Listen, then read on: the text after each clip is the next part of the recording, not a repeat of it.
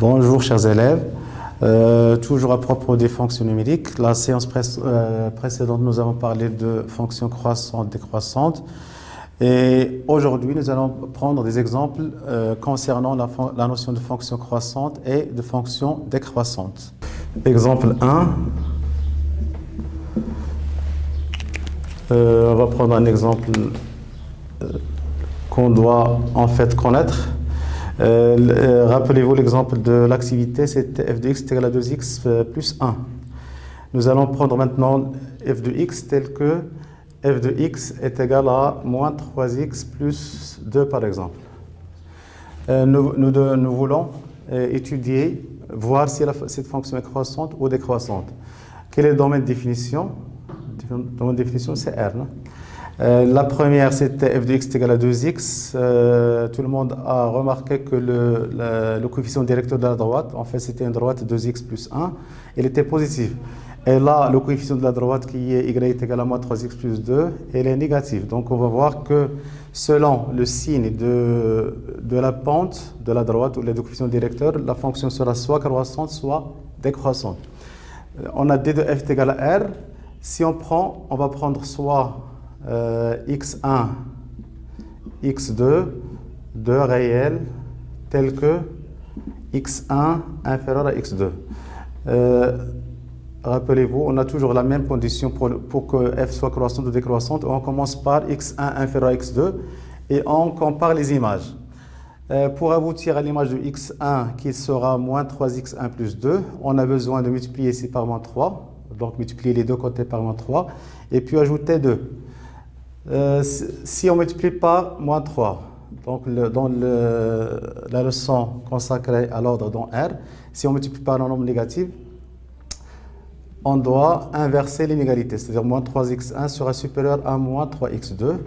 Et si on ajoute 2, c'est-à-dire moins 3x1 plus 2 sera supérieur à moins 3x2 plus 2. Là, c'est l'image de x1 et là, c'est l'image de x2. Donc, nous avons commencé par x1 inférieur à x2. Nous sommes aboutis à f de x1 supérieur strictement à f de x2. Comment peut-on dire de cette fonction? C'est une fonction qui est strictement croissante. Donc, f est strictement décroissante sur R. On peut généraliser ce genre de fonction affine. Le premier exemple, si vous vous rappelez, c'était f de x est égal à 2x plus 1. On a dit c'était f de x est égal à 2x plus 1. Elle est de la forme f de x est égal à x plus b avec a positif. Le deuxième exemple qu'on a fait maintenant, c'est f de x est égal à moins 3x plus 2. C'est aussi de la forme f de x est égal à x plus b avec a négatif. Donc, de façon générale, comment sont les variations d'une fonction affine? Ça dépend du signe de a. Si a est positif, la fonction sera croissante. Et si a est négatif, la fonction sera strictement décroissante. On peut la prendre comme remarque. Donc, on a dit que le premier exemple consacré à l'activité, c'était f de x est égal à 2x plus 1. 2 était positif, c'est-à-dire la pente de la droite était positive. Là, on a vu que la fonction est croissante. Dans ce premier exemple, on a f de x est égal à moins 3x plus 2. A, elle est de la forme ax plus b avec a négative. Nous avons trouvé que la fonction est décroissante. De façon générale, si vous avez une fonction de la forme f de x est égal à x plus b avec a différent de 0, c'est-à-dire une fonction affine, les variations de f ou bien la monotonie de f dépendent du signe de a.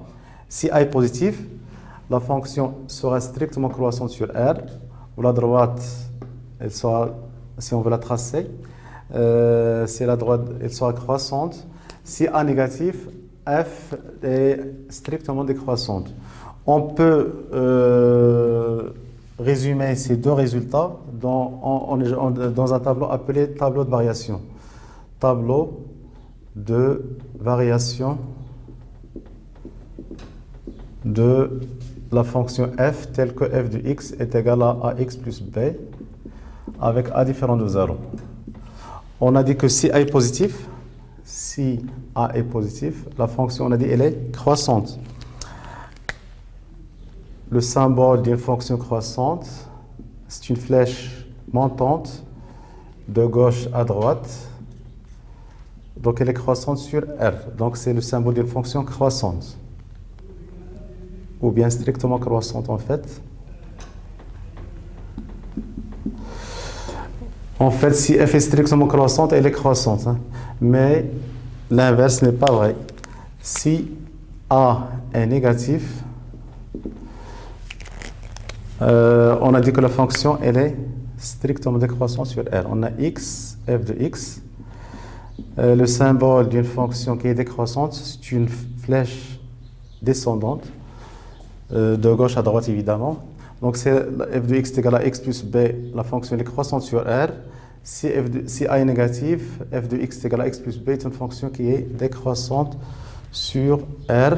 Donc nous allons prendre l'exemple 2. Nous allons par exemple considérer la fonction g définie par soit g, la fonction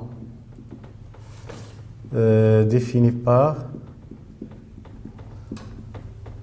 g de x égale à x plus racine de x. Tout le monde constate que le domaine de définition de cette fonction c'est R+. Parce qu'il faut que x soit positif, c'est une expression en dessous de la racine. Domaine de définition de g c'est R+, c'est-à-dire 0 plus l'infini. Si on veut étudier les variations de la fonction f sur R+, donc comme a été signalé dans la définition, nous allons prendre deux éléments x1 et x2 appartenant à R+, tels que x1 inférieur à x2, et nous allons comparer g de x1 avec g de x2. Donc soit x1 et x2, deux éléments de quelconque de R+, tel que x1 est inférieur à x2. Si x1 est inférieur à x2, on a dit que les nombres x1 et x2 sont tous les deux positifs, d'après les propriétés qu'on connaît sur la notion de racine. Si x1 est inférieur à x2, alors racine de x1, elle sera inférieure à racine de x2. Et on sait que l'addition elle est compatible avec la relation inférieure ou égale. Donc en faisant la somme, d'où x1 plus la racine de x1, elle est inférieure à x2 plus la racine de x2. C'est-à-dire, vous avez l'image de x1 par g, elle est inférieure à l'image de x2 par g. Donc x1, on a pris x1 inférieur à x2, nous sommes aboutis au fait que g de x1 est inférieur à g de x2, donc c'est la définition d'une fonction qui est strictement croissante. Donc la conclusion, donc g est strictement croissante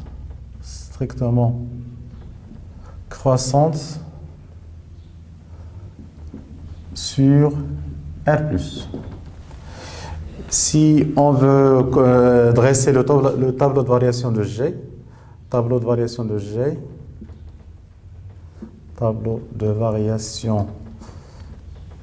G, donc il est constitué de deux grilles, celle de x, celle de g de x. La fonction elle est définie sur 0 plus l'infini. On a dit que la fonction elle est croissante. L'image de 0, on peut le calculer, c'est 0.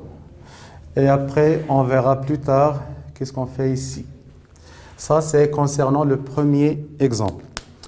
Le deuxième exemple, pardon. Le troisième exemple, nous allons prendre un exemple aussi simple qui est f de x égale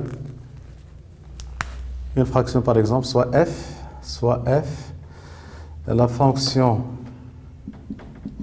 définie par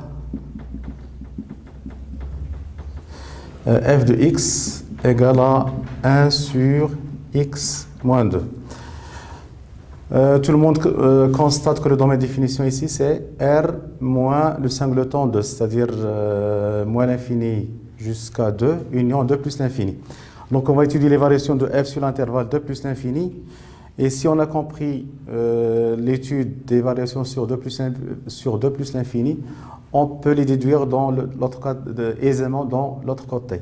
Donc si on va prendre, on a df à côté égal, d de f c'est r moins le singleton 2 sous forme d'intervalle, c'est moins l'infini jusqu'à 2, union 2 jusqu'à plus l'infini. Si on pose par exemple, i c'est l'intervalle 2 plus l'infini, et on va voir comment est la fonction sur cet intervalle, est-ce qu'elle est croissante ou décroissante. On a dit qu'on va l'étudier sur 2 plus l'infini. Je vous laisserai l'occasion pour l'étudier sur l'intervalle moins l'infini 2. Donc on va poser par exemple, étudions les variations de f sur l'intervalle i est égal à 2 plus l'infini. Donc on a dit, on va prendre deux éléments quelconques, x1, x2, tous les deux supérieurs à 2, et on va comparer leur image par f. Donc soit x1 et x2, deux éléments de i tels que x1 est inférieur à x2. Donc on va comparer g de x, f de x1 qui est 1 sur x1 moins 2 et 1 sur l'image de x2 qui est égale à 1 sur x2 moins 1. Donc on a besoin de retrancher des deux côtés. Donc si on retranche x2, si on retranche 2 des deux côtés, on aura x1 moins 2 est inférieur à x2 moins 2. N'oubliez pas que x1 et x2 sont pris dans l'intervalle 2 plus l'infini. C'est-à-dire que x1 il est supérieur à 2, x2 il est aussi supérieur à 2. Donc x1 il est supérieur, x1 moins 2 c'est un nombre positif, x2 moins 2 c'est un nombre positif. Donc si on passe aux inverses, l'inégalité va changer. Puisque x1 moins 2 est positif et x2 moins 2 est positif, en fait, il est tous les deux supérieurs à 0. En passant aux inverses, qu'est-ce qu'on aura? Alors, 1 sur x1 moins 2 sera supérieur strictement à 1 sur x2 moins 2. C'est-à-dire que g de f de x1, c'est-à-dire que f de x1, elle est supérieure à f de x2. La conclusion, donc on a pris x1 inférieur à x2, nous sommes aboutis au fait que f de x1 supérieur à f de x2, c'est la définition d'une fonction qui est décroissante. Donc f est même strictement décroissante. Donc f est strictement décroissante sur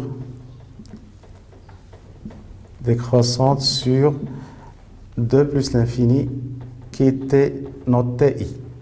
Je vous laisserai l'occasion d'étudier la moitié de f sur l'autre côté.